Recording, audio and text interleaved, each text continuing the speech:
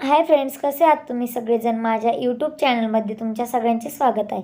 आता मकर संक्रांत जवळ येत आहे आणि मकर संक्रांत जवळ येते म्हणल्यानंतर आपल्या लेडीजच्या डोक्यात एकच विचार येतो, तो म्हणजे आता संक्रांतीसाठी कसा लुक करायला हवा. तर चला, मी आज तुमच्यासाठी स्पेशल मकर संक्रांतीसाठी लुक करून दाखवणार आहे. मग त्यासाठी मी आधीच पफ केसांचा टाकून घेतला, त्यानंतर मी केस छान वरती बांधून घेतले आणि पिनअपनी त्याला सेट केलं. आणि मग मेकअपमध्ये गरजेचं असतं ते म्हणजे फेस क्लीन करणं. म्हणून मी जेवर कंपनीचंच क्लिन्झिंग घेऊन स्किनवर अप्लाय करून छान असं मसाज करून घेतलं. आणि माझ्याकडे कॉटन अवेलेबल नसल्यामुळे मी ते छान स्वच्छ धुतलेल्या नॅपकिननीच क्लीनअप केलं. जर तुमच्याकडे कॉटन असेल तर तुम्ही कॉटनच्या साहाय्यानेच क्लीन करा. आणि मग त्यानंतर मी जेवर कंपनीचाच ऑल स्किन टोनमध्ये चालणारा रोज फ्लेवरवाला टोनर घेतला आणि माझ्या स्किनवर टोनरही स्प्रे करून घेतला. टोनर स्प्रे झाल्यानंतर त्याला 2 मिनिट सुकू दिलं आणि त्यानंतर लगेच घेतलं लॅक्मे पीच मिल्क. कारण मला लॅक्मे पीच मिल्कच आवडतं, कारण माझ्या स्किन टोननुसार ते छान सूट होतं. म्हणून मी लॅक्मे कंपनीचंच पीच मिल्क माझ्या स्किनवर अप्लाय करून तेही लावून घेतलं. आणि पीच मिल्क लावल्यानंतर मेकअपमध्ये असतो तो आपला प्रायमर. मग प्रायमरही मी स्किनवर लावण्यासाठी घेतला, पण माझ्याकडे प्रायमरची क्वांटिटी खूप कमी होती, कारण माझं प्रायमर संपत आलं होतं. त्यामुळे मला पुरेसे तेवढं प्रायमर तर मिळालं होतं, म्हणून मी प्रायमर तुम्हाला तेवढं दाखवलं नाही. आणि माझ्या मेकअपमध्ये मी प्रायमरही लावून घेतलं. मग प्रायमर आपल्या स्किनवरती सुकेपर्यंत मी आपले कानातले इयरिंग्स घालायला चालू केले, कारण प्रायमरवर आपण लगेच फाउंडेशन लावलं तर फाउंडेशन व्यवस्थित बसत नाही. त्यामुळे मी आधी इयरिंग्स घालायला चालू केले आणि दोन्ही कानामध्ये छान असं इयरिंग्स घातले.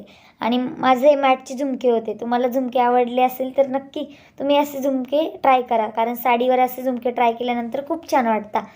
आणि मग आपल्या प्रायमरनंतर मी 2 in 1 बेसमध्ये फाउंडेशन घेतलं, कारण मी कन्सिलर अप्लाय करणार नव्हते. माझं फाउंडेशनच जे स्टिक जे आहे ते डाझलर कंपनीचं आहे आणि 2 in 1 बेसमध्ये आहे, म्हणजे याला कन्सिलर वेगळं यूज करायची गरजच पडत नाही.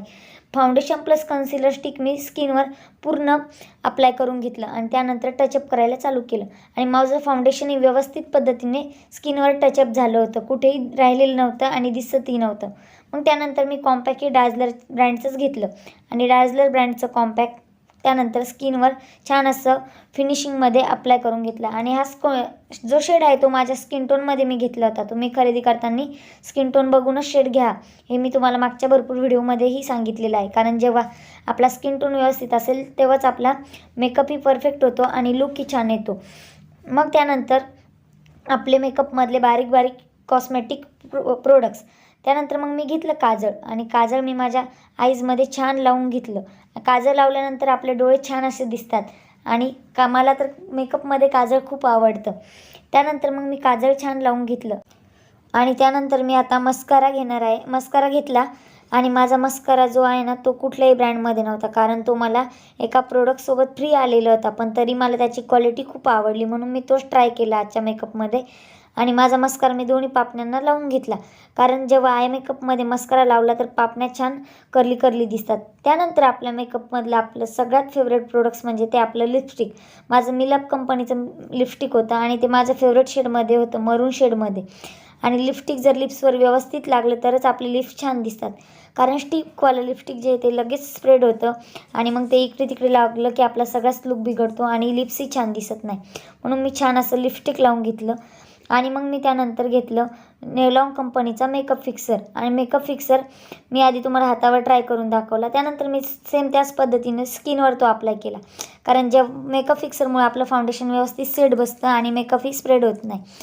आणि मग त्यानंतर छान असं आपल्या मिडल बोटामध्ये मी रिंग घालून घेतलं, कारण रिंगमुळे हाताला एक छान लुक येतो. आणि छान ग्रीन बँगल्स तोडे आणि त्याला स्टोनमध्ये सेट करून हातामध्ये घालून घेतलं. तुम्हालाही सेट आवडला का ते बघा माझा, कारण ग्रीन बँगल्स साडीवर छान दिसतात. आणि मग आपल्या लेडीजचं सौंदर्य वाढवणारं काम करतं ते म्हणजे आपलं सिंदूर, कारण मॅरिड लेडीजसाठी फेवरेट असतं ते म्हणजे सिंदूर. आणि सिंदूरने आपल्याला एक छान असा वेगळाच लुक येतो.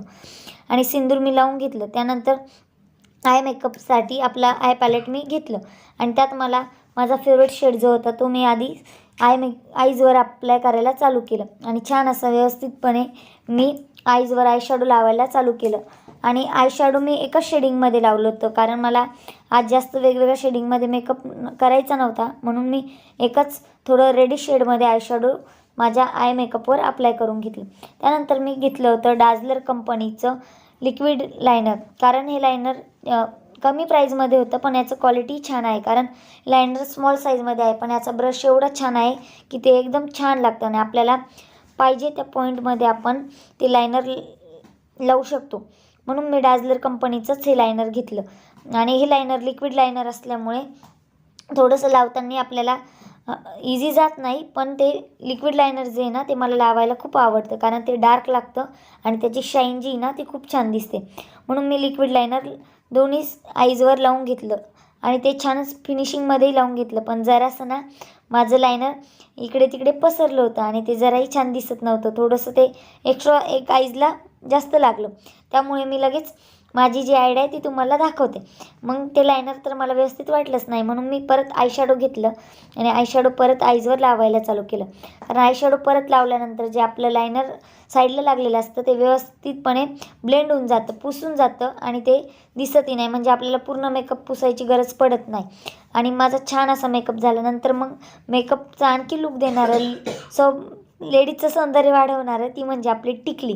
आणि ती टिकली घातली आणि छान असं महाराष्ट्रीयन पद्धतीने आपली नथही घातली. आणि कसा वाटला माझा आजचा लूक? व्हिडिओ आवडला असेल तर लाईक करा, शेअर करा, जास्तीत जास्त चॅनलला सपोर्ट करा. आणि त्यानंतर मग आंबाड्याला छान असा गजरा लावून घेतला आणि माझा आंबाडाही कसा वाटला ते बघा. आणि आजचा लूक आवडला